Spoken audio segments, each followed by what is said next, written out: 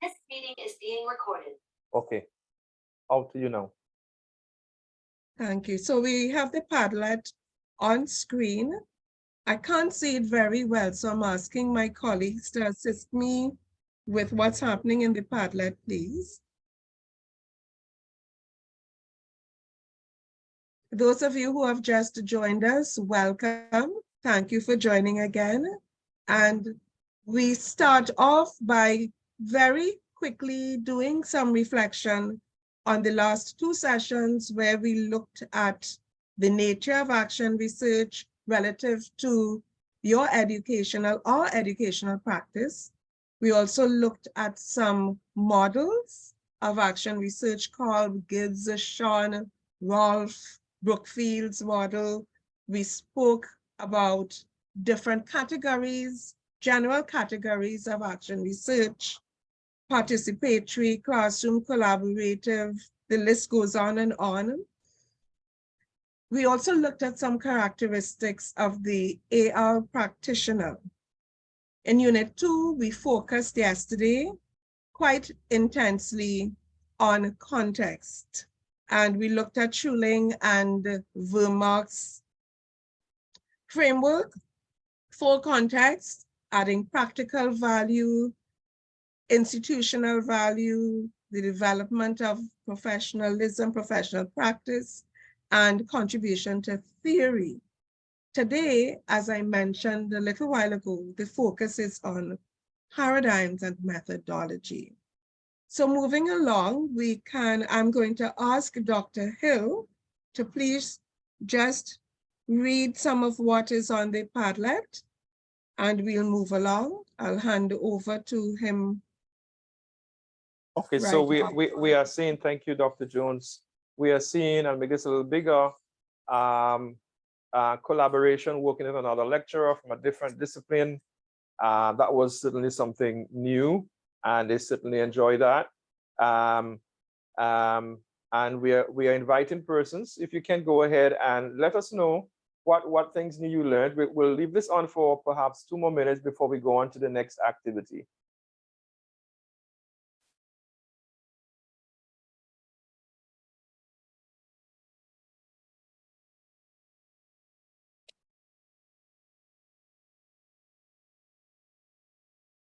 Is everyone seeing the link?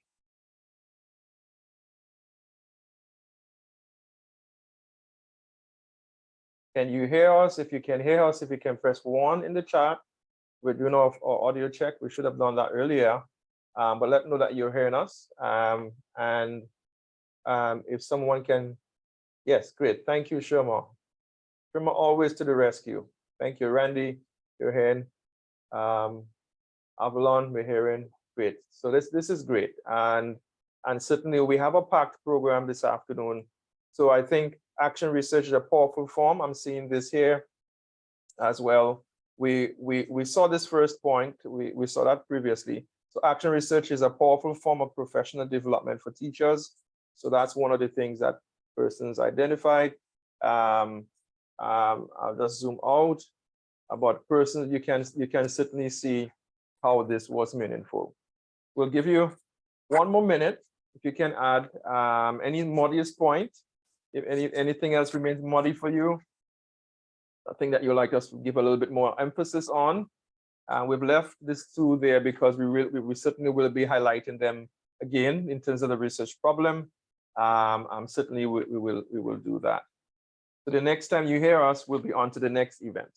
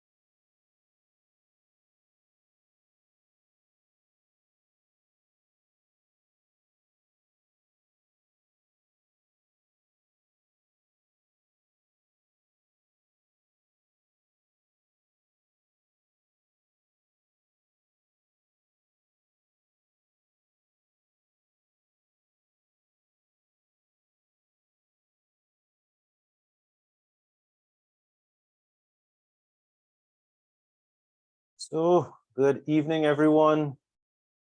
Welcome to our session today on, well, in continuation of action research in higher education.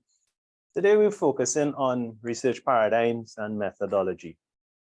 Now, we thought it would be nice. We want to get a little conversational piece as to, we want you to think while we talk, jog your minds, tickle your memories, have an opinion. We want to hear from Dr. Hill. What are some of your thoughts this evening?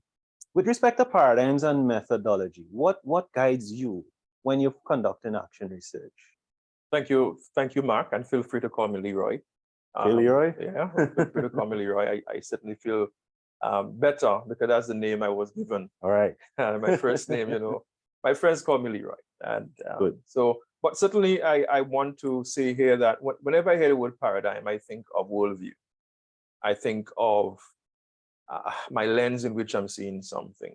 And as a practitioner, I'm guided by my values, my knowledge base, my idea of morality, my idea of how I want to learn and how I know the world, how I experience the world. And so paradigm for me presents a way for me to frame my ideas. And I see that very, very strong connection between my paradigm, my worldview, in helping me how I conduct what I do in my research and in a very meaningful way, how I go about doing it. My contention, I perhaps will ask you, is it seems to be very restrictive in some settings. There are some persons who would think the idea that, hey, I have this particular worldview and I have to remain in this worldview. Well, I guess people could easily think that, really and truly, because we have to account for opinions in the whole concept of action research and beliefs and attitudes, those things. But for me, I think of it similarly, but differently. It is a framework for guiding how I approach my research. I would say that. But for me, it's more, the paradigm moves me now to kind of focus my research efforts in a way that would value qualitative, participative, and the very cyclical process of action research in particular. Yeah.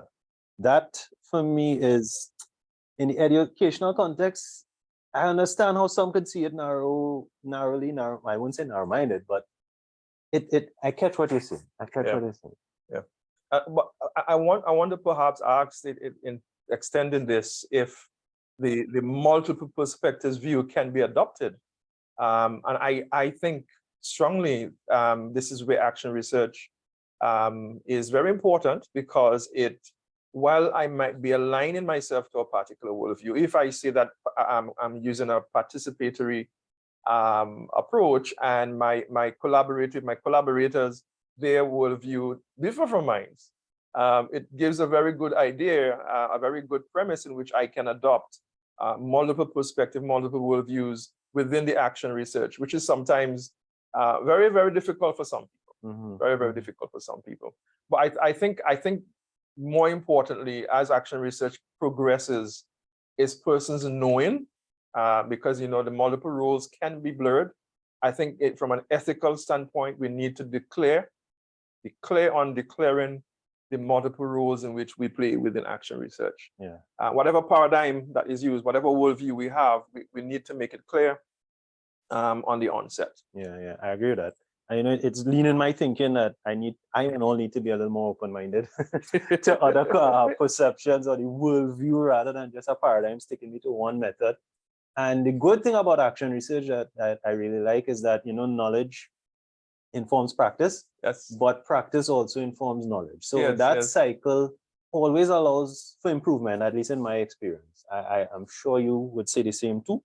Yes, I would say that, and which is why I really gravitate a lot towards Dewey, because for him, in his word, is that we should be able to be actors within our context to inform the change. And rather than someone coming from outside and say, okay, we've done this research, do this. I am the practitioner. I am acting within and on my environment to inform that particular change. And oftentimes we often think that it has to do with practice only, but as you were suggesting, the combination of that dance between practice and change that needs to happen as a result of that. Yeah, that's the crux of it. It must come down to some practical value that we discuss in context, the actual change in the educational research as an agenda that we're trying to achieve. Good. Yeah, I think, you know, I and all have some thinking to do. Yes, and I think as we go on to the models, we'll Mhm. even see some of those paradigms. And throughout today's session, we hope that we can come to an understanding that it's about fitness for purpose. Mhm. And particularly since action research pushes the agenda of being contextual.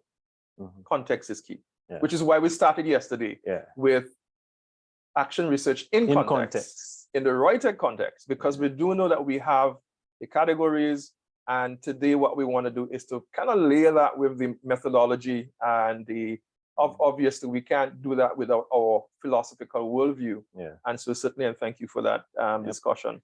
I hope we can Appreciate do it. this again sometime, Mark. Yeah, I appreciate And it. I thank appreciate you for your involvement in this discussion.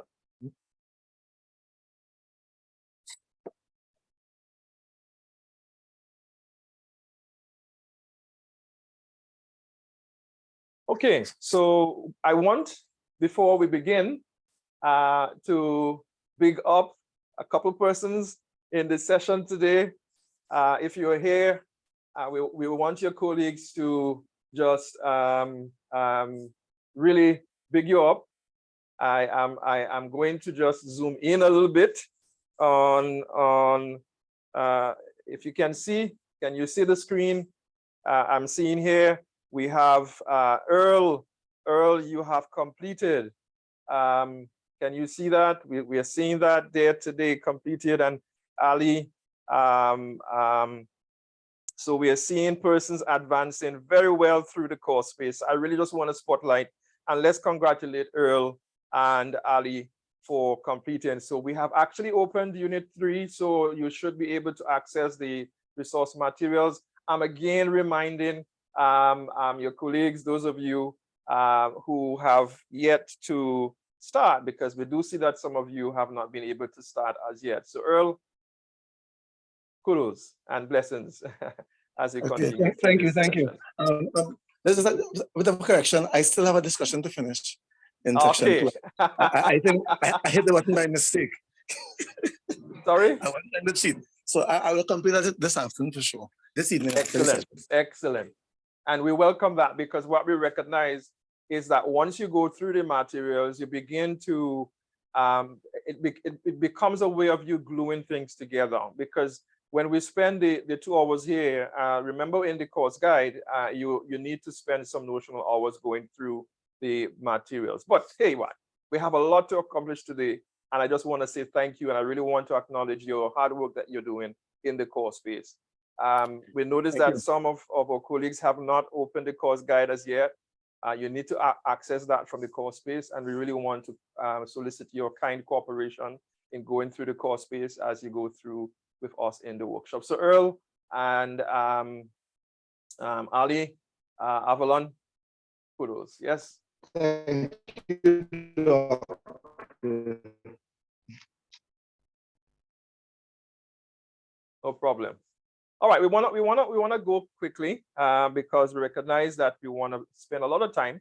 We started today's session looking at the whole idea of research paradigm, and as Mr. Garcia said earlier, we want to get an idea that the paradigm is a framework in which we can juxtapose the theories and practice. In other words, they're not disconnected. The theories in which I adopt, my worldview in which I adopt, the instruments in which I use, they are all connected. And so when we hear the word research paradigm, that's what we certainly want to allude to. And oftentimes there is that discussion about what I value, how I know what I know, so those episteme, how I come to know the world, how I come to experience the world. We can certainly see that it's important, that connection is important. And obviously, your methodology is guiding on that premise, because I want to learn the world, I want to experience the world in a particular way. And so I align myself to a more, am I aligned to a lot of numbers? The numbers tell me things. Or am I more aligned towards a more qualitative design? Or do I use a mix? I value both. And so because I value both, I do that. And especially in action research, where you want to be able to triangulate and use different approaches to come to an understanding, to make sense of what we are looking at. And so certainly that relationship between your you know, your worldview, which actually informs your methods, it's an important part of the discourse. Very important. I like this onion, research onion illustration, as you can see. Can you all see it? Can you all see it? Can I see hands up for all the pragmatists here? All the pragmatists, postmodernist, interpret. So pragmatists, if you put in the chat, which one are you? Which one you're lying more towards? Positivist. In the chat, let's see. I wanna see your feedback. There, you can put it in the chat. That would be great. All right. I'm seeing some persons. Great. Thank you for your contribution. All right. Are you a postmodernist? Are you interpretivist? Which one? Which one are you? Earl, go ahead. Sorry, I put my mic by mistake. I think I'm postmodern. You're postmodern. Yes. You're postmodern. Very good. In the chat, let's or you can hold the mic as well. Thanks, Earl. In the chat, Wendell is saying interpretism. All right, in the chat quickly. All right, but we can see that relationship in how we value ethnography. So obviously, Anthea, you're saying that you would actually draw on ethnography, but what actually informs your worldview? Is it a pragmatist? Is it a postmodernist, modern philosophy, a critical realism? I mean, if you're using post-colonial theory, if you're a post-colonial theorist, you would more lean towards that, but also pragmatism at the same time. And so this is where I really love action research, because you can marry these, you know. And I noticed many of us was in a state of conundrum because you don't know, I really don't know where I fit. And so it's a combination. We do go through a combination, but we certainly see where the approach that you use, whether you use deduction, where it's an induction approach, we can see that. But you can see the relationship that goes all the way down to data collection and analysis. So you can really follow through. We place this in the core space. You can certainly draw on that, and you can see where the time, techniques and procedures, and so forth. So certainly this gives us a very, very nice, there's another nice diagram I think helps us to understand in terms of the purpose of the research, you know, in terms of the paradigm. You can see that. You can see how we go about to know what we're knowing. You want to refine your research questions, and the methodology helps you to see that how do we find out what we are looking for. The methodology is that approach, and this is where we are today in terms of focusing. All right, and obviously within that methodological frame, you will juxtapose your additional design. You notice that methodology actually straggles along between paradigm and design, or it fits more on design, but it's informed by your paradigm. All right, there's a natural connection between the way you are seeing the world, the way in which you want to explore, and so it's not extracted, it's not divorced from that context. It's a very good marry between that. And so it's important for us to see the design phase where you actually use methods and techniques. And so we're going to cover some of those today. We're going to look at that very quickly. We are not going to spend a lot of time because we know we are researchers here. We know, so this is just a way to contextualize this in a very, very meaningful way. All right, so you notice something here. There is something here, ethics. You see where ethics lies? because this is the part where we actually engage with the participants, with the data and all those different things. And so it's important for us to see ethics as an important underlying factor right here. Okay? Any question, any feedback before we continue quickly? Anyone? Great.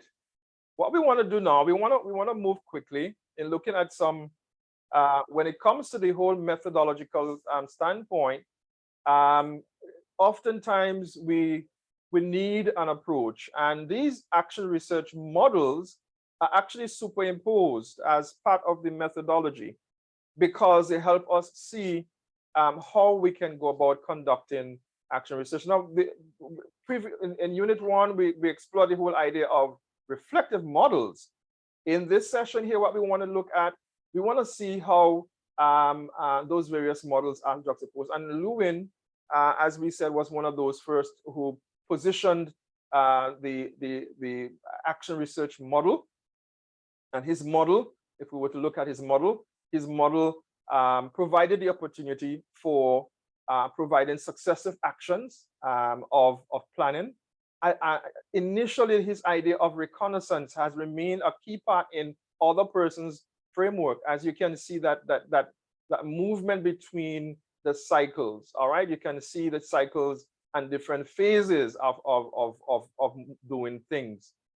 We have other persons like Sussman's model that kind of mirrors very well to Lewin's model, where you start with identifying or defining a problem, and we're starting the diagnosis.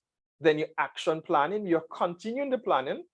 So it's a more active planning where you're considering alternative course of actions, and then you take the action, all right? And when you take the action, you evaluate the consequence of your action. So this is where we would say the intervention takes place, and then we now we want to evaluate. And you can see some level of reflection taking place here. We look at the normal action research cycle. And then we obviously look at identifying general findings and so forth.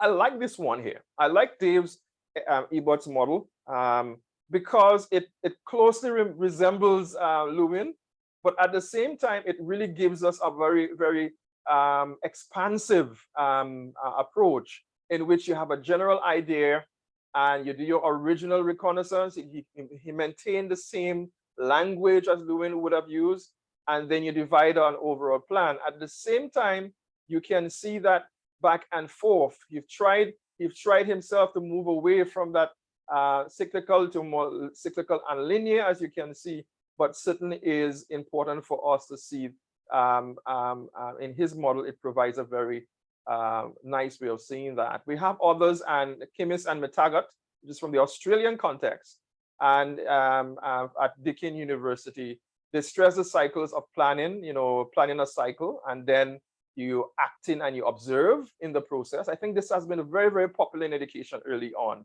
So you plan, then you act and observe, because for them, they're seeing that you can't just acting and observing becomes a natural part in the process of the change. Then you reflect on the processes and the consequences. So we can see that as a very simple, but you notice that this here becomes one cycle and this becomes another cycle. Some persons call it a phase, a cycle or a phase, all right?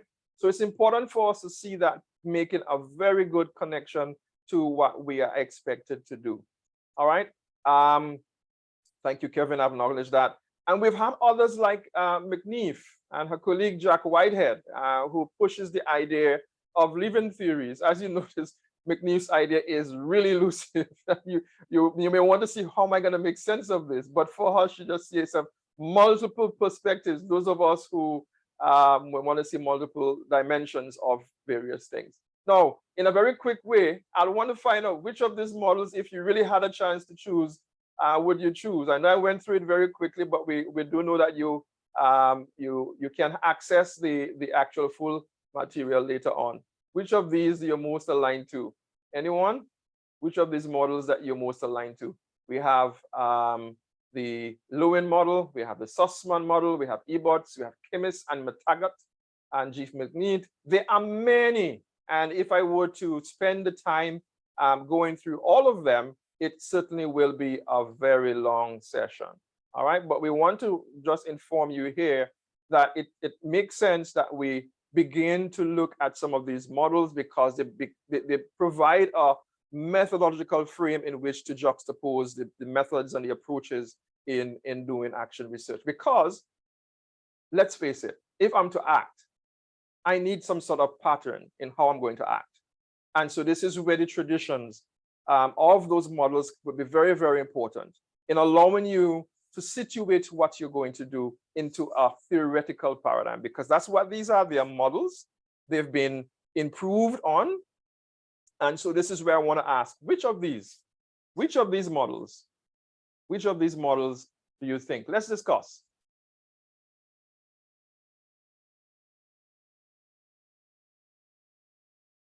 Did you hear which of these models?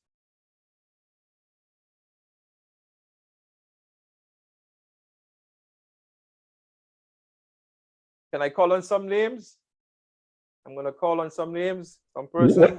What is the link between because I've noticed that McNiff in particular has several, if you want to call it, updates to this model. And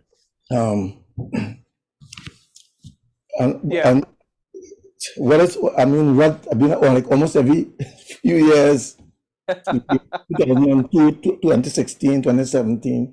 Yes. I mean, I've looked at it. So, I mean, so the crazy cycles. Well, I mean, the reason why I'm interested in the McNiff model because the second discussion forum has to do with that. So that's why I'm interested in it.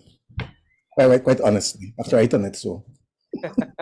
So you focus on that one. But let me tell you this, it's quite, it can be confusing for some, but what McNiff tries to do is that even when you're doing research, there are cycles within cycles.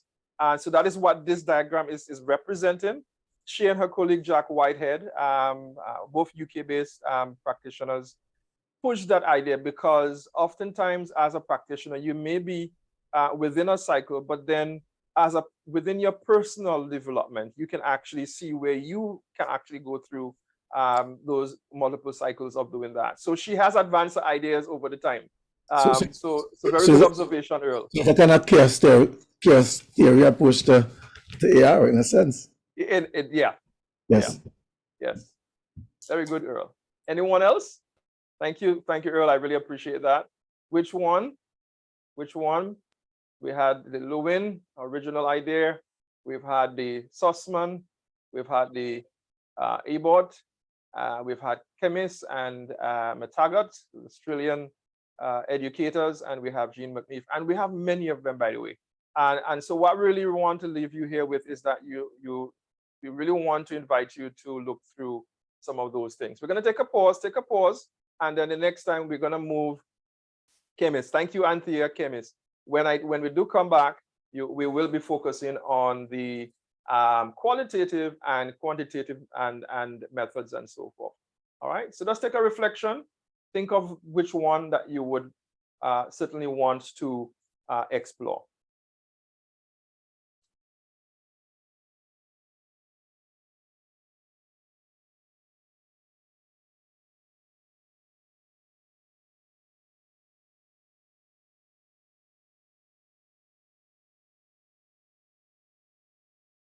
And we are back. Are you hearing, seeing? Yes. Did you just use yes? Good. Good. Let's give us 1 second here.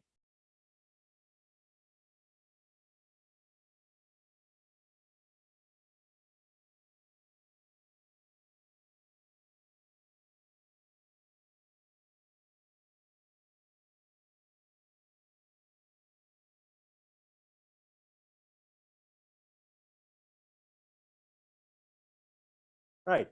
So we want to move straight into the qualitative, quantitative, and mixed methods approach to conducting AR in general, how we design our research. We spoke about paradigms, we spoke about the worldview, we spoke about the models now.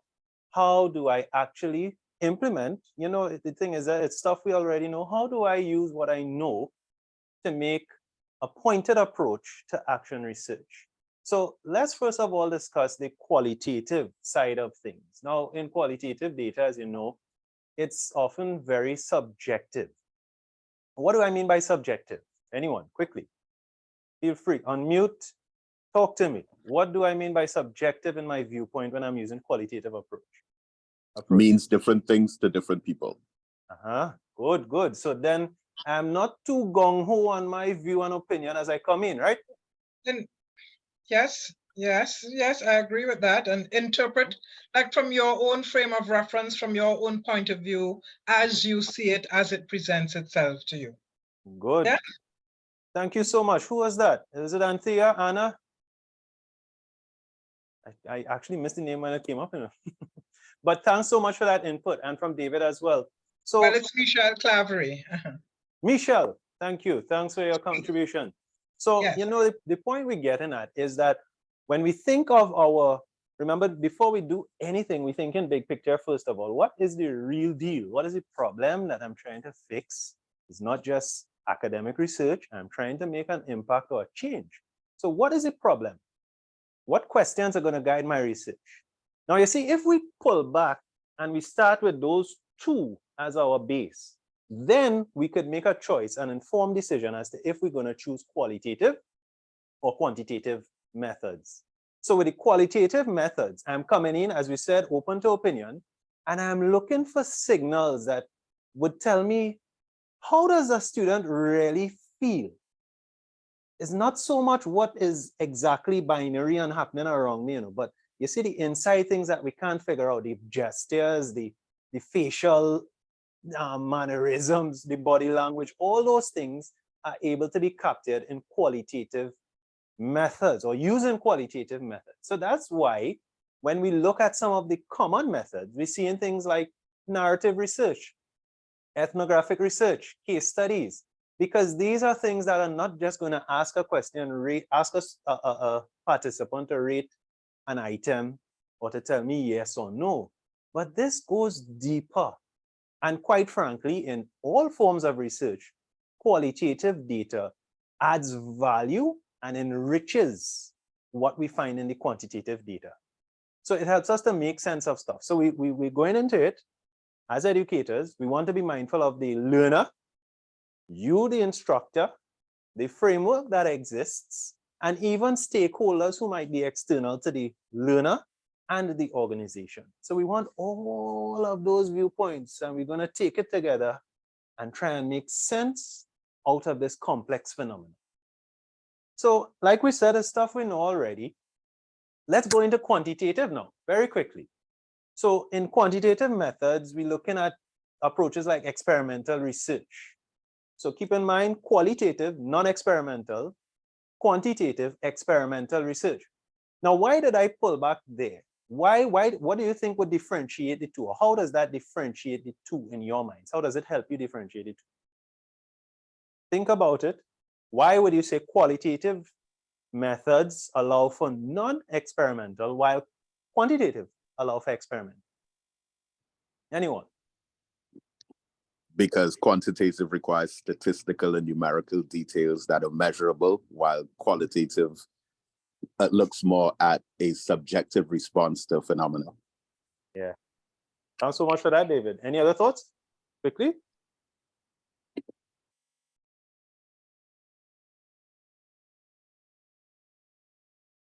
All right. So thanks again for that, David. And when we think of it, the quantitative data, we go in and we're looking for cause and effects. Interventions, what happened, what was happening before, what's happening after. So quite often, when we look at a cause and effect situation, or we're doing regression, we're looking for correlations to describe, and we're trying to put numbers now, assign numbers to different observations or elements that we have observed.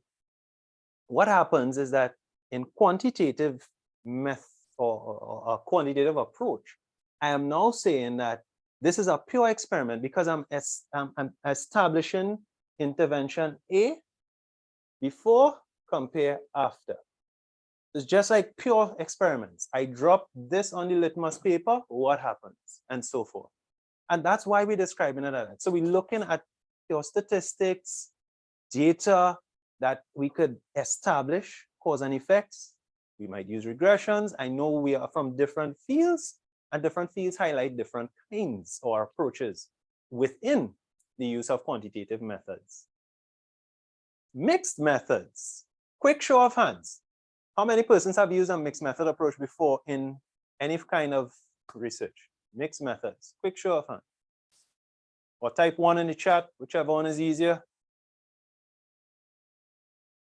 Mixed methods, mixed methods. Right, David, good.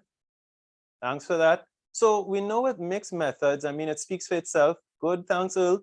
It speaks for itself. It's just a mix of the two. What's the good part of it? Because it's a mix of the two, it could happen simultaneously, subsequently, and so forth. So it means that I could have a piece of quantitative data that, you know, I may have gathered by a survey, but I could come now after that. So I've administered a survey after an intervention, and I got these ratings, numerical values to pinpoint means and deviations or R-squares and those kind of things. But now I tell myself, I want to know not just the cause and effect. I want to know how they felt and what it did. So I might go now and say, let me hit this, what we call a two-phase research or an integrated research, where I put one inside the other or one after the other. So observation, and then I would hit an interview. And because this is the realm of mixed methods, it's so much more fluid. It allows me to now, as we said earlier, enrich the findings and enrich the whole action research that we are trying to establish. So think of it, Reutech context, your own classroom context, because at the end of the day, we are all trying to improve our own teaching practice. Let's be real about it. We want to be mindful, as we said yesterday, all of the contexts. Think of the entire Reutech context, and we're looking specifically in this session at the faculty-led approach, that category in action research as it pertains to UE Reutech.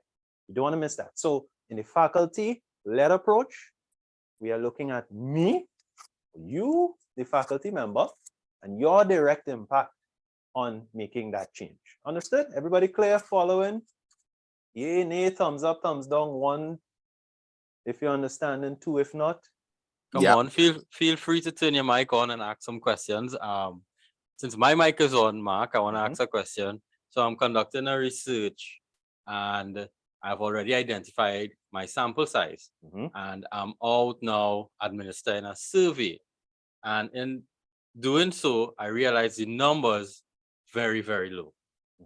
So I'm at a point now where I realize that the approach I'm using to collect this data, it's not working out for me in terms of getting the numbers for my research to be reliable and valid, right?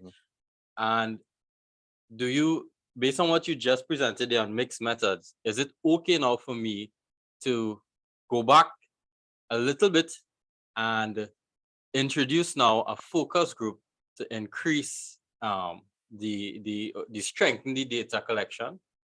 So I want to answer the question by going back a bit to what we've discussed Monday, Tuesday, and today. The first thing we keep in mind about action research and today's worldviews, we're not narrow-minded.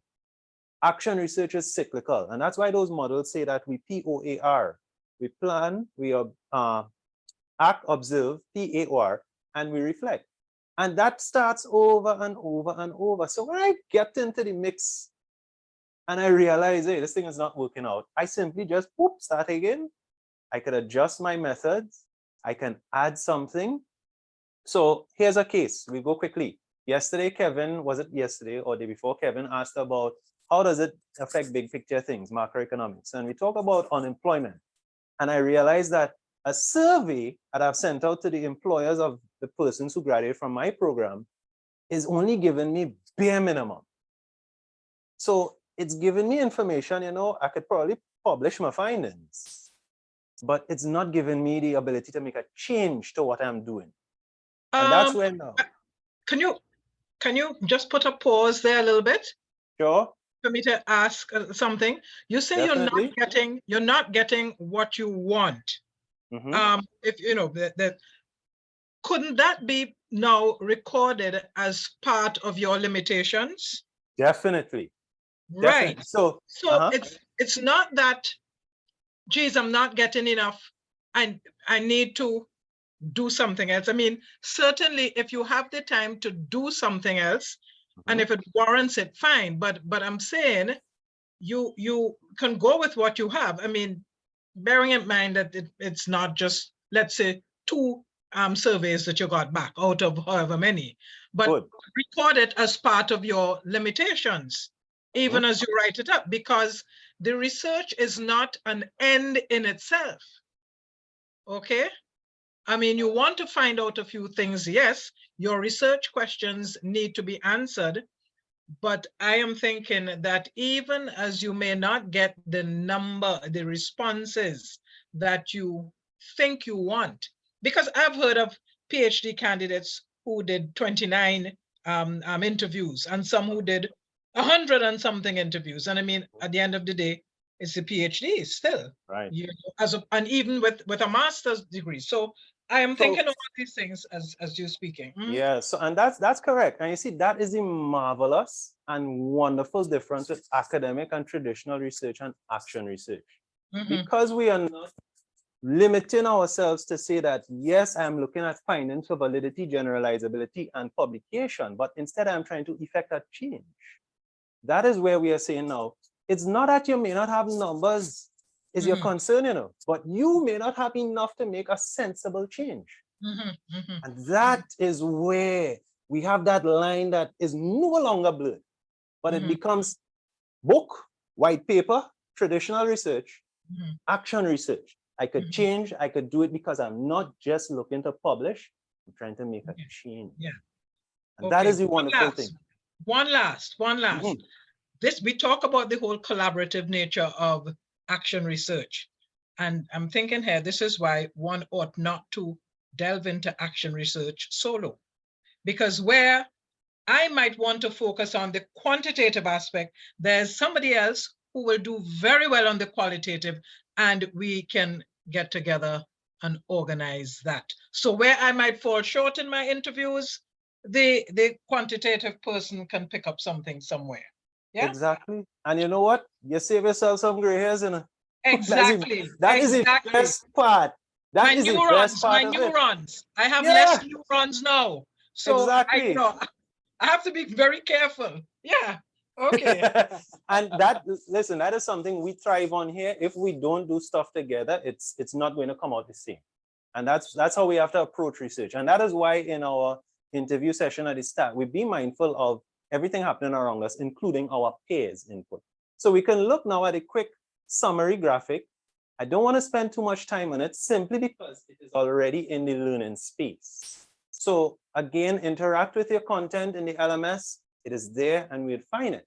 Now, if we look at the methods, we've hinted to some of them already. We spoke about interviews, observations, surveys, and then we have artifacts and documents and assessment data. I just want to hit something very quickly.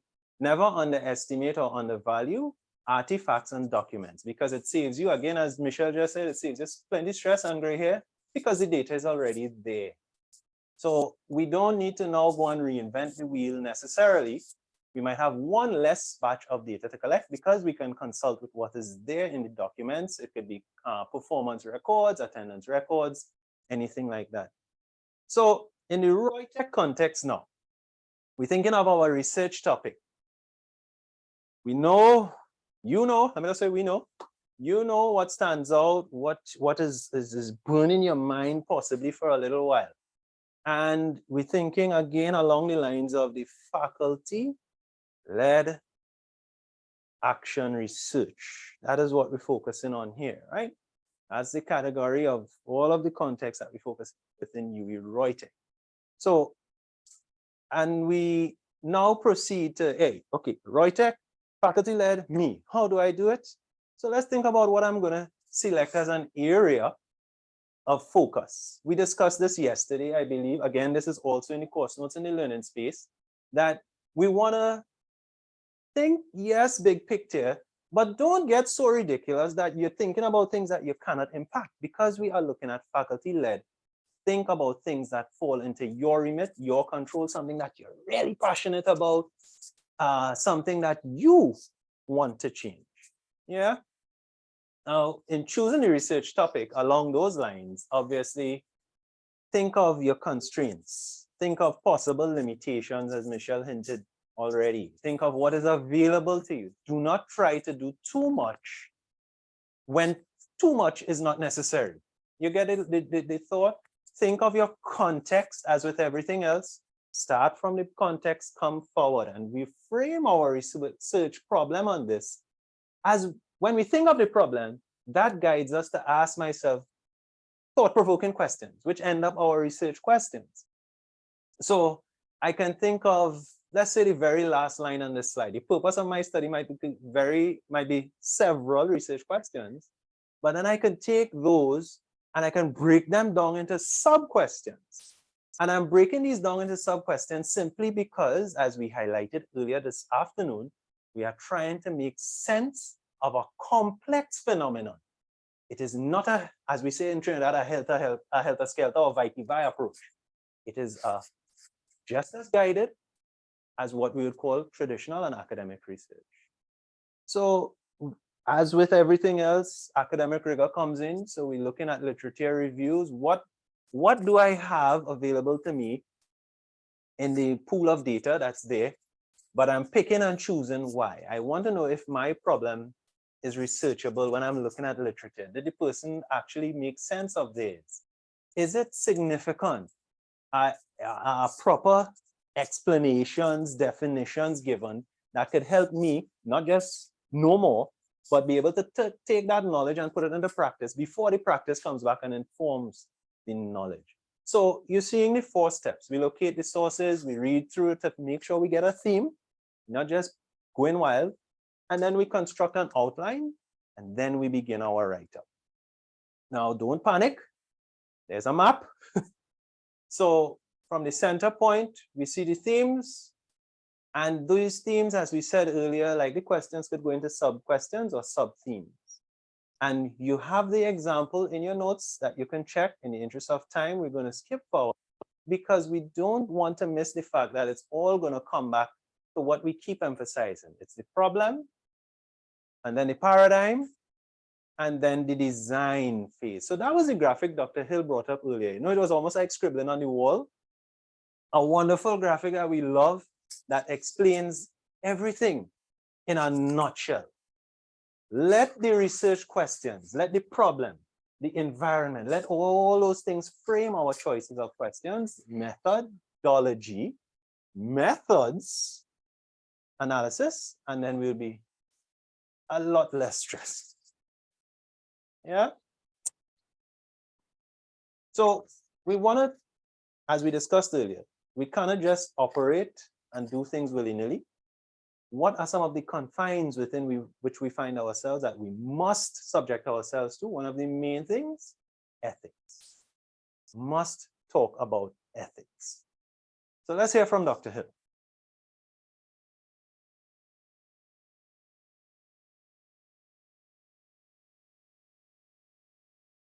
Thank you, Mark.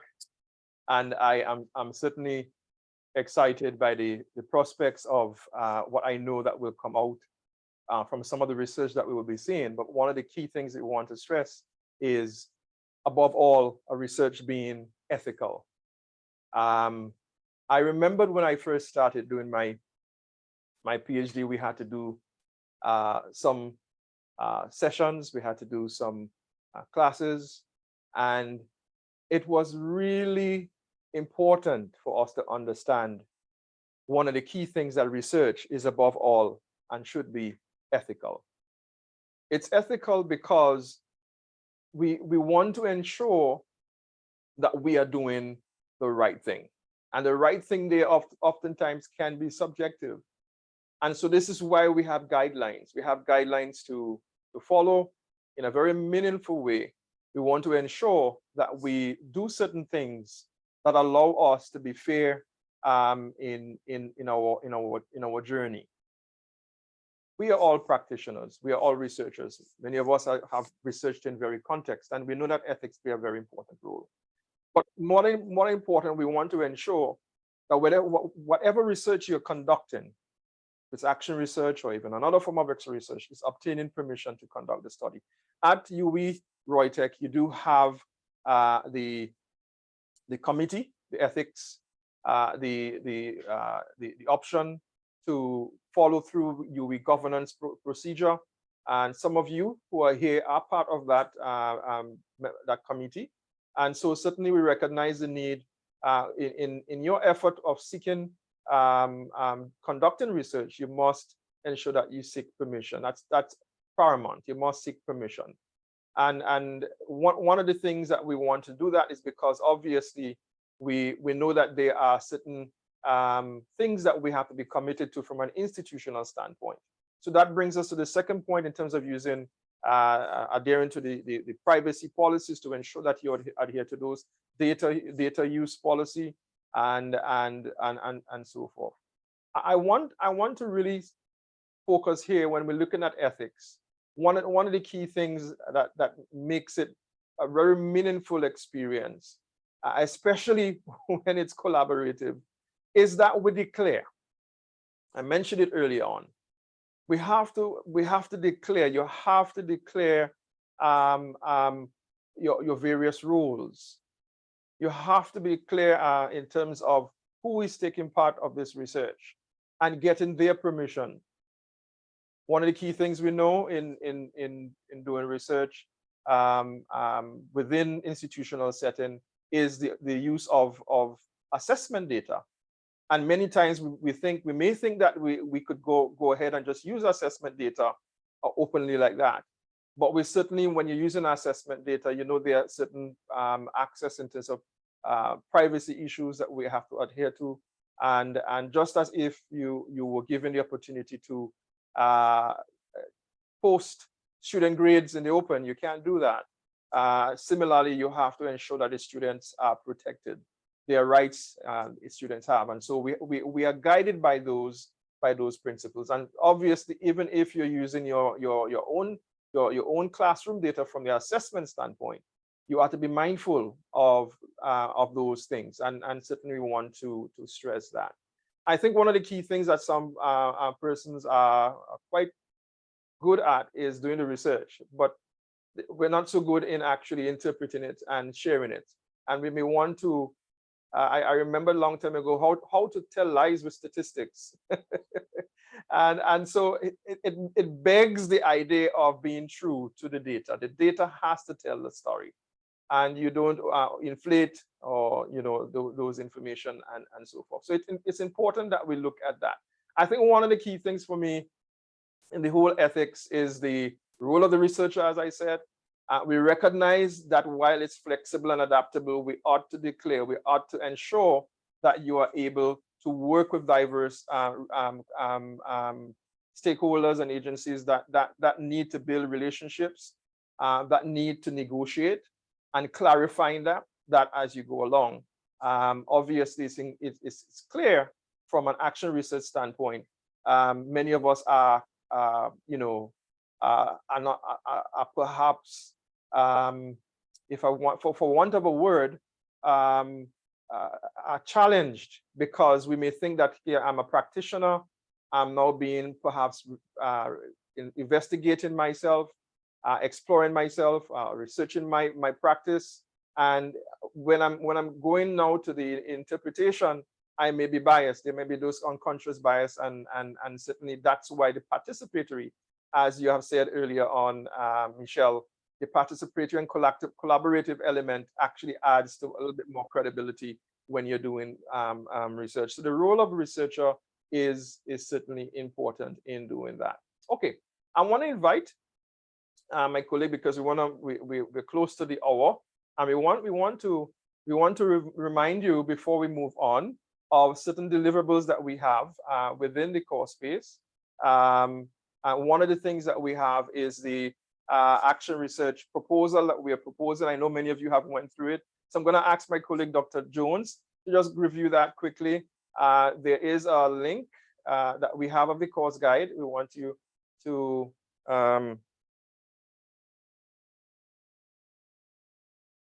put that in the chat.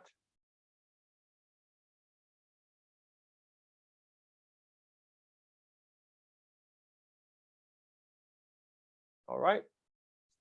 So Thank you, certainly- Dr. Hill. Go ahead. So colleagues, I'd just like to see by a quick thumbs up, how many persons are aware of the deliverable at the end of the training session, training course? How many persons know what is the first deliverable in the faculty-led action research initiative? Thank you, Earl. Yes. Anyone else? I saw Earl's thumbs up. Anyone else? Okay. So we just want to take a quick look at, I really can't see that screen there, but what we want to point out to you is that all that is required of you by the end of the first, well, I shouldn't say first, by the end of one semester, which runs for 3 months, is only the research proposal. I got the impression a day or two ago that some persons thought that they had to conduct this study in very, very quick time. But we're seeing that Reutech has envisioned this AR research, well, this action research project to span 2 years, a 2-year timeline. So that I think that's a really wonderful conception of how it can be conducted. It is your research. It is, as Dr. Hill pointed out, indigenous, but all that is necessary to present by the end of one semester is the course proposal. Now, what we want to draw your attention, thank you, Dr. Hill, I can see this now. So there are 3 phases that have been identified in the action research, the faculty-led action research document that would have been shared with you. And I think we shared the link to that on the first day as well. So you see in phase 1, only the research proposal is that deliverable at the end of one semester. Phase 2, at the end of another semester, one semester. So it's happening in semesters, and the research cycle has 3 phases, and at the end of each phase, there is a deliverable. Now in phase 2 of the research cycle, the research implementation, that's the action aspect of the research, action research, the implementation of a successfully approved research proposal. You have the details in your documents that would have been shared with you. So we're not going to go into that. And phase 3, again, completed by the end of that 3rd semester, would be the research findings and reporting from successful proposal and implementation. Now, I invite you to access the proposal template that Dr. Hill shared at the end of the course guide in the course space. There isn't time now to go into it in detail, except to say that what is being suggested is that the structure of the proposal could look something like this. Part 1, the context and rationale. Part 2, research design. In part 1 of the proposal, we are suggesting that you include the research questions, the aims, objectives, in addition to the context and rationale being explicated, excuse me.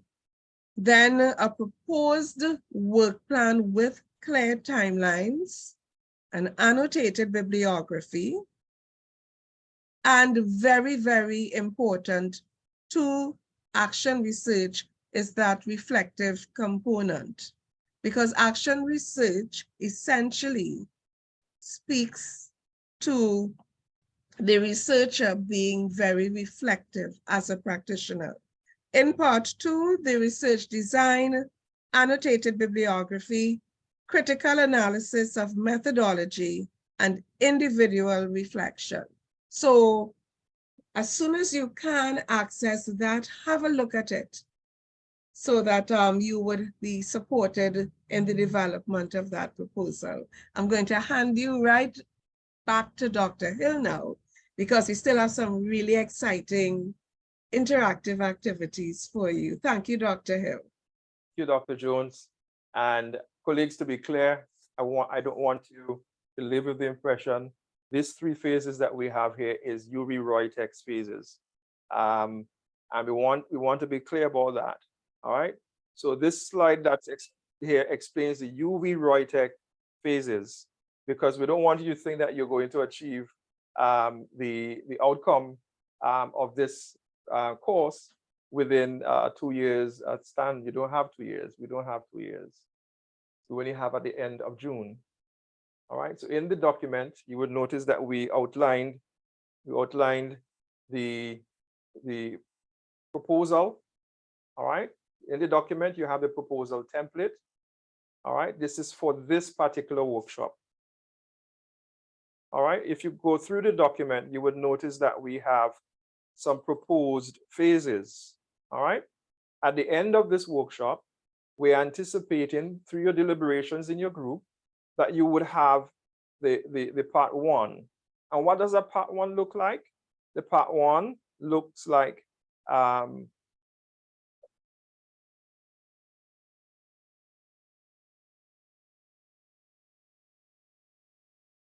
right, the part 1 looks like this. So you part of the part 1, you can see what is required.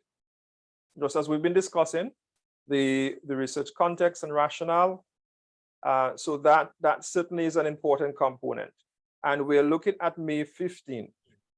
So in your groups, you're looking towards May 15th to submitting this part 1. All right. And the part 2 is, this is where we're focusing on methodology today. The part 2, we're proposing May the 26th that we want to submit that. So I don't want you to confuse the Reutech phases with this particular activity. We are focusing, the reason why we want to focus, we want to give you some direction because we want to go into the groups. We're going to give you some clear targets in terms of what is expected. In the document, you also have some rubrics there to guide your thinking of how we will be looking at it. And certainly we invite you to look at that from that standpoint. Any questions before we move on to the groups? Any questions?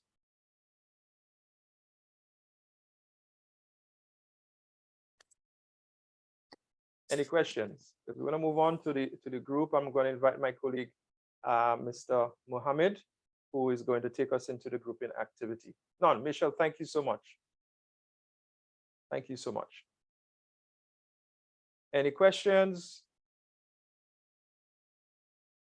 Any questions? Here's what we're on the 1 hour mark. We're going to take a 3 minutes. You may have questions when you come back. We're going to take a 3 minutes break, a water break. We want to value your commitment to taking a pause, a reflective pause. And during that pause, you can go to the bathroom, you can drink a glass of water, and we'll be back. All right. So we will be back in 5 minutes time. All right. Thank you so much.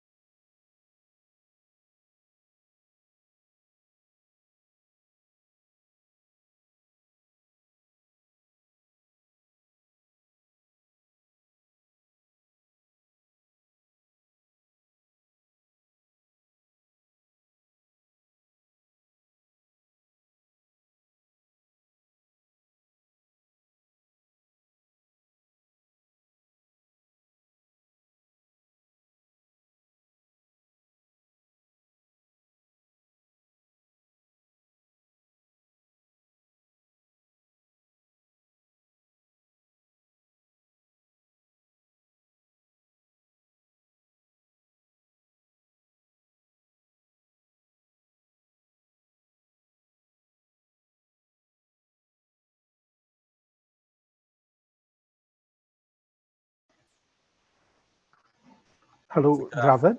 Yes, Vishram, go ahead. Yeah, Vishram here. I would have sent you an email earlier on today. I don't know if you saw it. No, I did not. I'm not able to get past the the characteristics, attitudes, and dimension module. Even though I'm completing the interactive activities, I don't know if I'm missing something. Okay. Let me check it. Let me check it after the session for you. Vishram? Sure. Right. Sorry about that. And probably there's a glitch in your system. All Yeah, right. Javid, I too have an issue, the same issue, Alicia, George Wilson here. Okay. I would That's have the sent H5P interactive element. Yeah. Some Thompson, trouble. also you're getting, even though you have completed the assessment, it's telling you incomplete. Okay. Yeah. No problem. All right, I'll fix that. I'll fix that for you. But thanks for the Okay. feedback. It means that you're actually going on the system and interacting with the materials. I appreciate the feedback. Any concerns, shoot me an email. It's just that I was very busy today, so I missed that email from you. Right. So moving on, we have Okay, thanks. a group activity. Vishram, you saying something? Okay, so we have our group activity now. No, I said thanks. Thanks a lot. Yeah. No problem. Mm. No problem. So Dr. Hill would have indicated the deliverables for this workshop earlier. And in that session, he explained that you have to do a proposal. And this activity is really and truly putting you in a place where you are able to now, as a group, collaborate with each other and start the process. And I really want for you all to try as much as possible. We've given you enough time today to do as much as possible in this activity, because it's going to make the deliverables easier when it's time to do that activity, the course assignment. So I'm going to place in the chat a link which will take you to a Google document.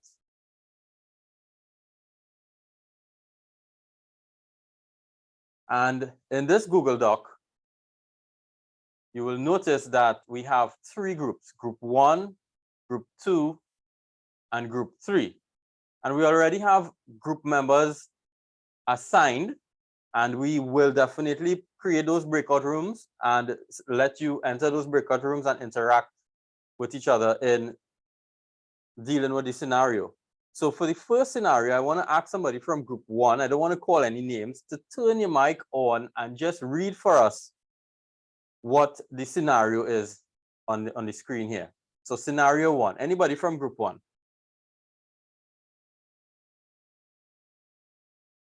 I can do that easy. That's an easy task for me to do. So let me Yeah. let me take it. Let me take it there.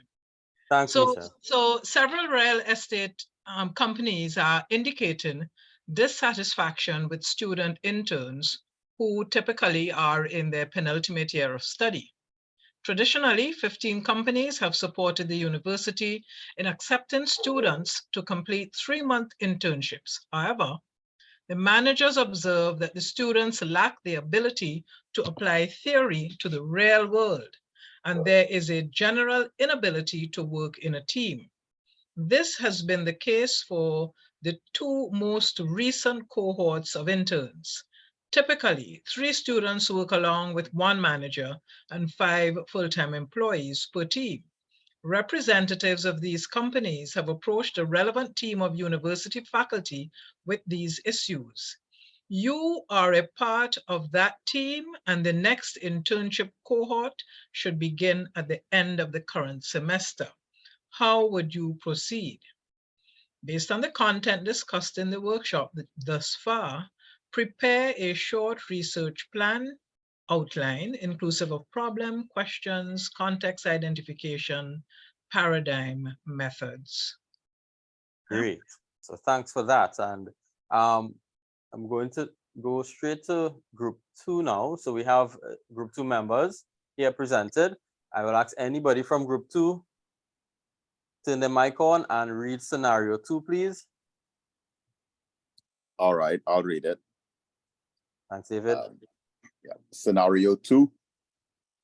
Educators have used web conferencing tools to conduct remote classes over the last 2.5 years.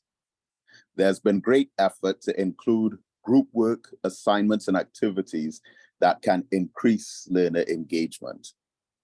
A class is typically comprised of 120 students. At the beginning of the last semester, students and faculty have returned to the face-to-face environment. Although excited to return to in-person classes, students seem to have challenges acclimatizing to this environment. There has been a marked decrease in student performance as evidenced by lower grades. However, students also cite a lack of direction from faculty and dissatisfaction with the new learning experience. This was observed through ratings given by students on their course experience reviews at the end of semester. How would you proceed to address this problem? Based on the content discussed in the workshop thus far, remember or prepare a short research plan outline inclusive of problem, questions, context identification, paradigm, methods. Thanks so much for that. And we have group 3 here now. And if we could ask anybody from group 3 to turn their mic on and read the scenario. This is very important for us. So we will all have a good idea of the scenario. If you have any questions after group 3 reads their scenario, feel free. You have that 1-minute window of opportunity to clear up things before you go into the groups. So group 3, anybody from group 3?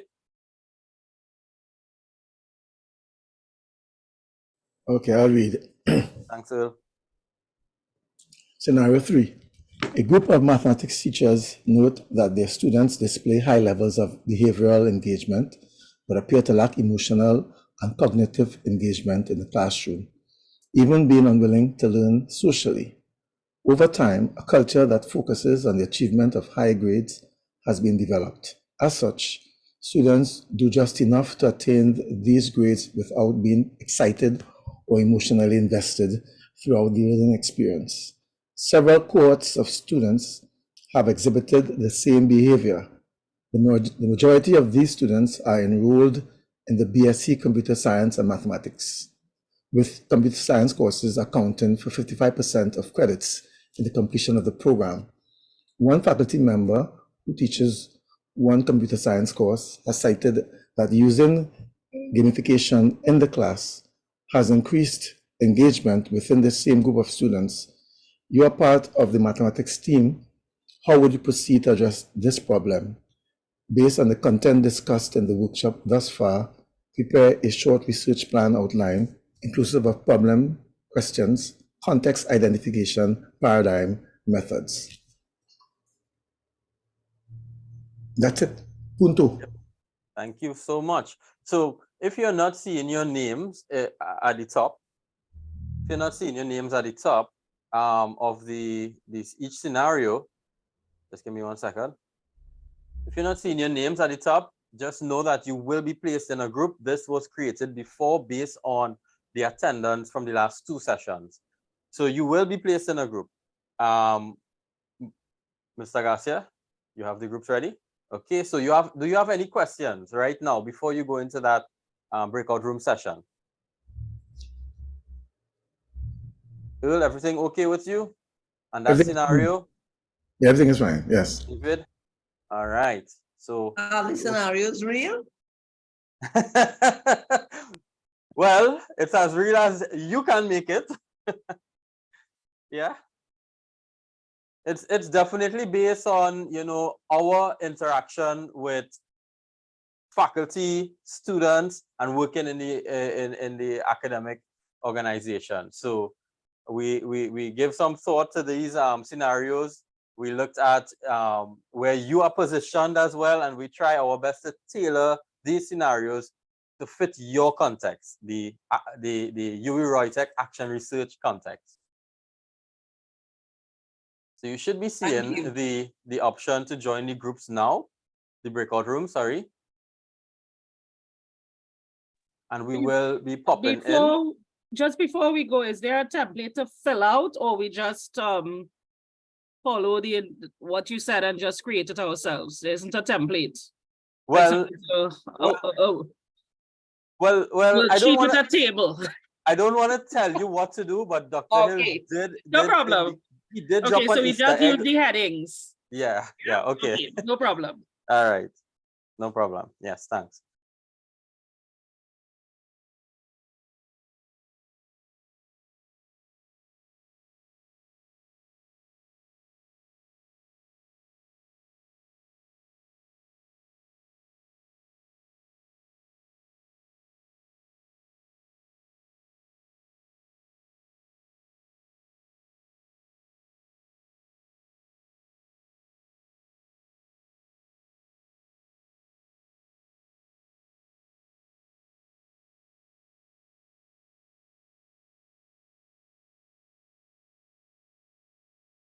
Okay, good. So we are back. And at this point now, we want to invite group 1 to present in 5 minutes. You have 5 minutes to present what you have worked on so far. And based on the activities going on in that breakout room session, we know that you have something really exciting prepared for us. So feel free to share your screen, turn your mic on, and present to the group.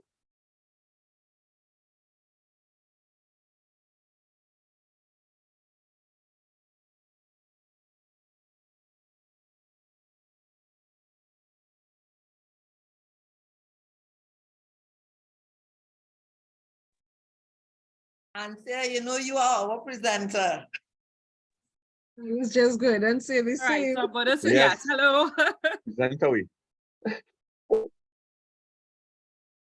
Just a minute. From the real estate. Okay, so I'm going to share. We have the ability to share. Let me see more. Huh. I am not seeing. Oh, share screen.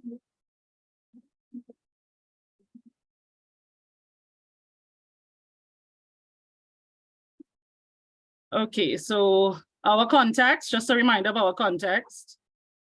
The real estate companies indicating dissatisfaction. So we pulled out that the problem that exists is that the students lack the ability. Are you hearing me? Hello? Yes, we are. Oh, okay. Yeah. We're hearing you. Students lack the ability to apply theory. So with the statement of the problem, we saw that there were 2 problems and we were going to deal with them separately. So we only had chance to go through problem 1, which is that students in their penultimate year of study lack the ability to apply theory to the real world. Students are unable to make the transition from theory to practice when on their internships, which leads to dissatisfaction from the real estate companies in which they are placed. So coming out of that, we looked at the fact that first of all, none of us were actually in the real estate business or knew anything about courses like that. So coming from that, that background, we said that the first question is, in what specific areas, meaning what knowledge, which skills, what dispositions are the student interns lacking? So coming from the companies, so what is actually going on when they go out there? What is the dissatisfaction resulting from? And then also now, once we know all of that, to what extent does the curriculum at the college deliver the skills that are required in the skills, the knowledge, dispositions that are required in the real estate environment? We were attempting to compose a 3rd question that has to do specifically with the students, but we hadn't gotten that far yet. So we moved on. Context identification, I'm not sure if this is what we wanted. Of course, it's category 4 according to the Reutech model. The faculty industry action research is what we are going to be looking at.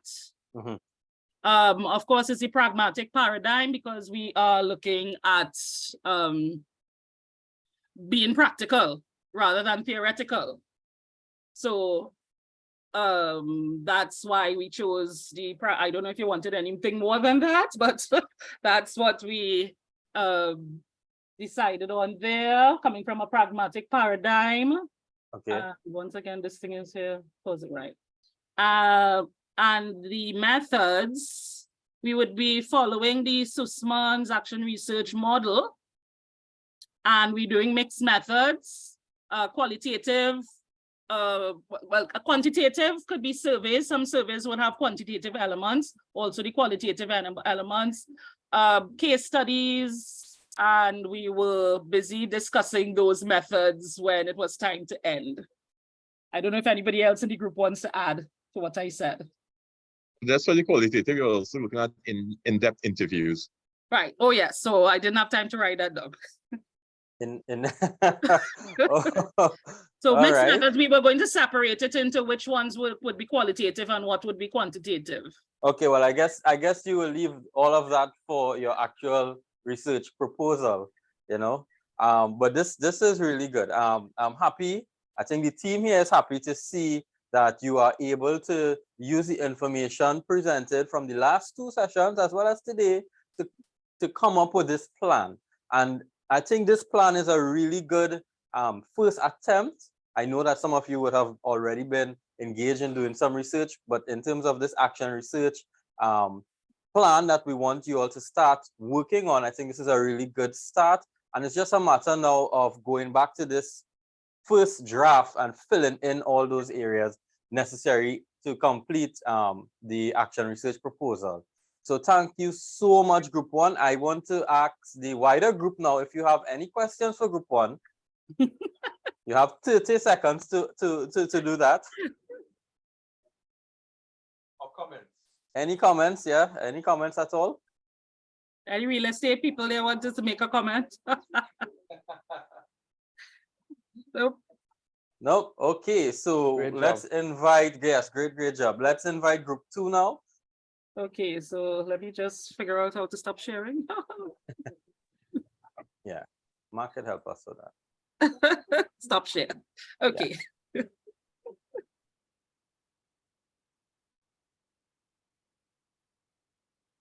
So Group 2? Yes. Good afternoon again. Can you hear me? Loud and clear. We hear All you right. much So better today. yes, of all the days. So when questions were being asked, when you were asking if there are any questions for Group 1, I was trying to message some of my group colleagues to ask them to ask questions to stall them a bit. Right. It didn't work. But, it didn't work. It didn't work. It didn't work. Technology again. Yeah. All right. So our scenario number 2. Yeah. Looked at the problem of declining grades after 2 years of online learning, basically. And of course, we're faced with having to address this from an action research point of view. Our major considerations were, first of all, that the problem was changeable and solvable, that we actually wanted to change the scenario. Second, that the objectives of the study were in alignment with the core values of the institution. And third, that our results would positively impact the institution, UWI Reutech. So that gave us the objectives of wanting to discover the best ways to enhance the student experience after coming off the online platform, to instill adaptability in the students to be able to solve future problems of a similar nature, seeing that even though the scenario speaks of students going from face-to-face to online, going back to face-to-face would also include some elements of blended learning.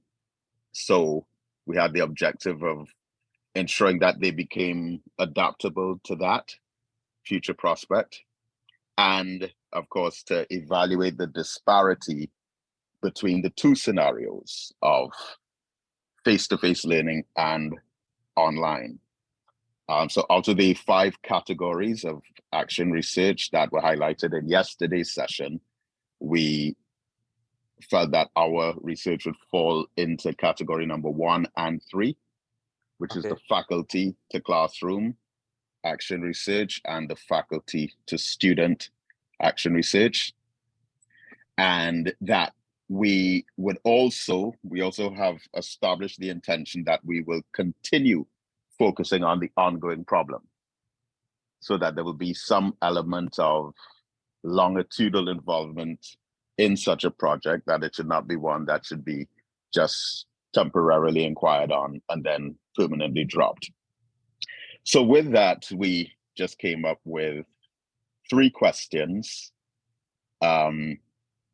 which first of all, to ask students which format of assessment they preferred between written exams and coursework assignments. And in those responses, we would have further probed the disparity between the results of the two.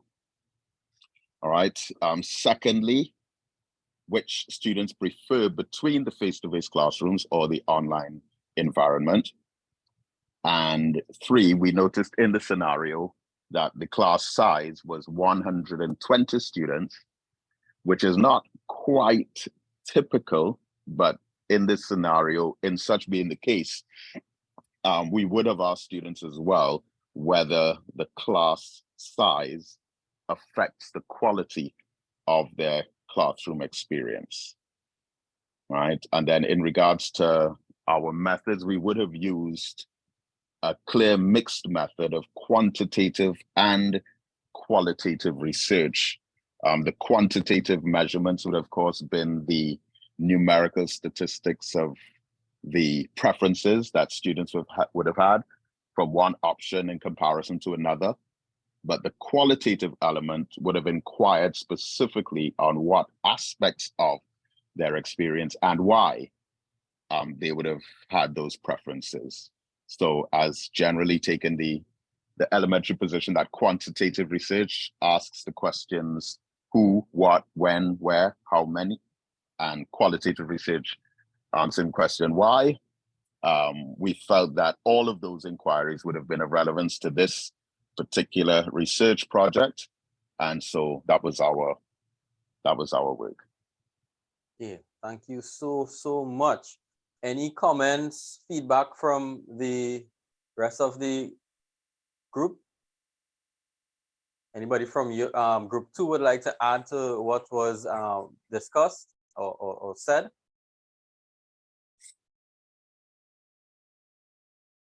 No?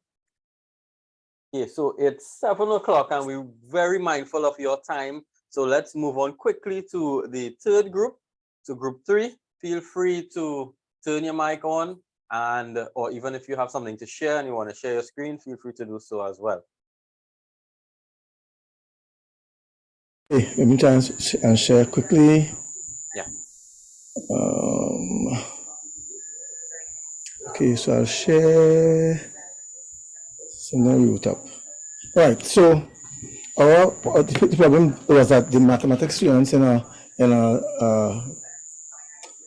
joint, a double major, BSc Computer Science and Mathematics, they display no emotional and cognitive engagement in the classroom.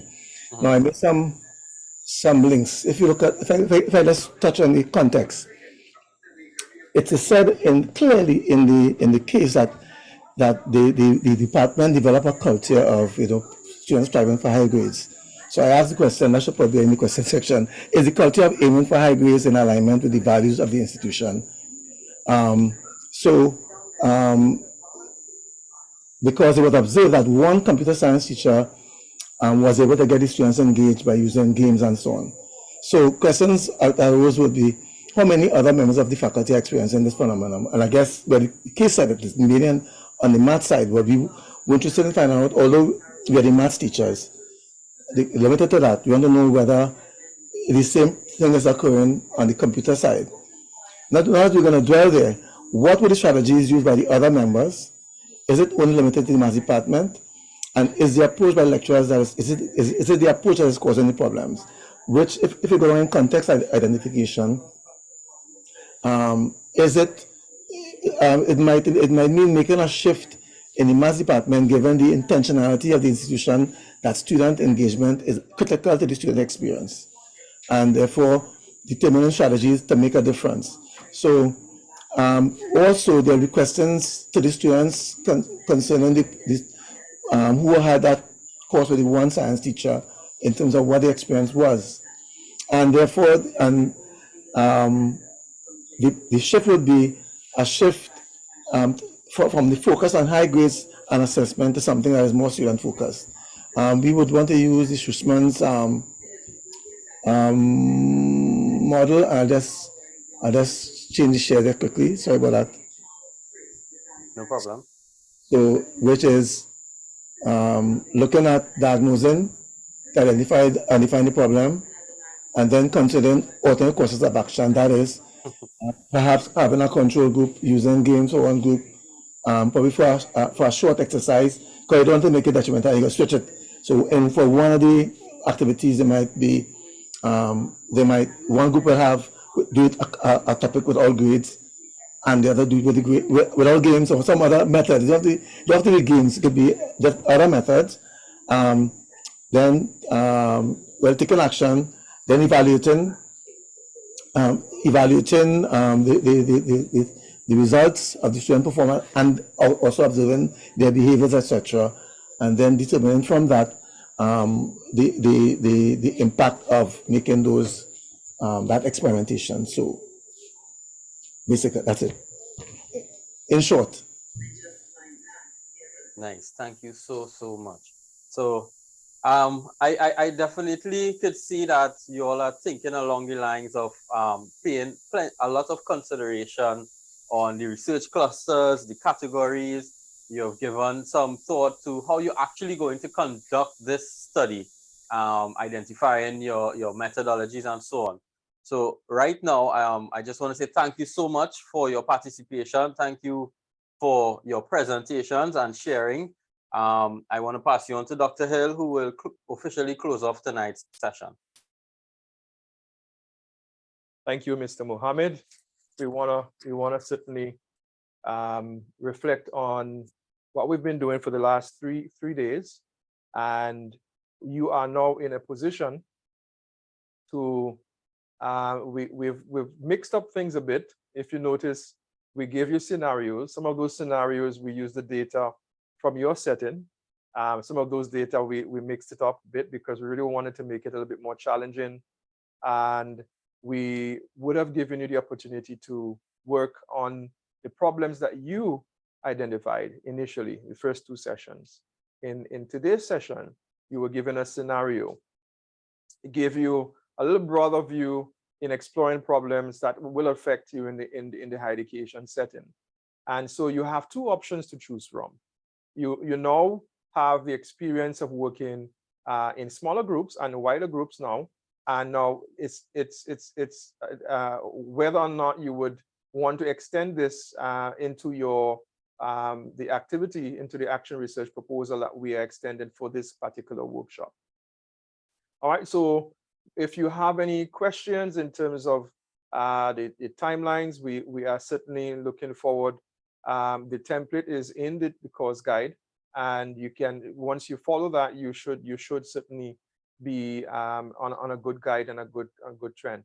I want to say thank you for the interaction that you have engaged with us throughout the course. And David, thank you, David. And I want to say thank you to the members of the team, of the committee. You've done an extensive number of work in presenting this framework. I think now that you've pulled your heads together, you can get this done. And certainly tomorrow's session, we will extend. Tomorrow's session is going to be the takeaway, and we look forward to certainly working with you. We're going to try something new, so we hope you will like it. And we certainly look forward to working with you and continuing holding your hands throughout the entire process. In fact, one of the things we wanted to do was to extend, but we wanted to put some closure to this workshop. And even though this is just our first week, we recognized that we wouldn't have to do some office hours. And so for each group where you really would want to reach out to us, if you're having challenges, we would do some office hours that you can clock in and meet with us. The first element, as we said, is May the 15th, is it? May the 15th. And the second element is May the 26th. And the exciting part is the presentation session. And then in the presentation session, what we seek to do is to really allow you an opportunity to get your peers and yourself and your colleagues kind of interchanging and looking at the presentation. We'll be inviting other persons and they'll be rating your presentation and you'll be getting feedback. Now that feedback is going to be helpful in how you can tweak it, how you can extend it and strengthen it, how, you know, and you'll be able to ask questions about your framework. I don't know if you have any questions now, but certainly we want to say thank you for taking the time out. And we want to invite all those who have yet to start the course space to do so, because, you know, I know my colleague, Mr. Mohammed, did an extensive number of work in there, and we've number of videos. We've done a number of action H5P elements, interactive elements, and so we really look forward. Those of you who have having challenges, we will want to remain on. Earl, thank you.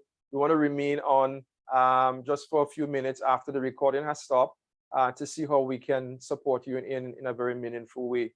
All right, and so we want to say goodbye and good night, and we want to wish you a restful evening and get ready for tomorrow's final session.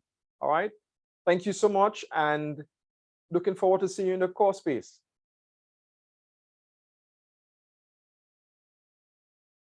Good night, everyone.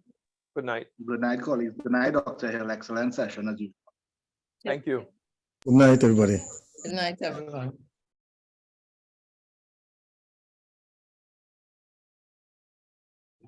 Good night, everyone.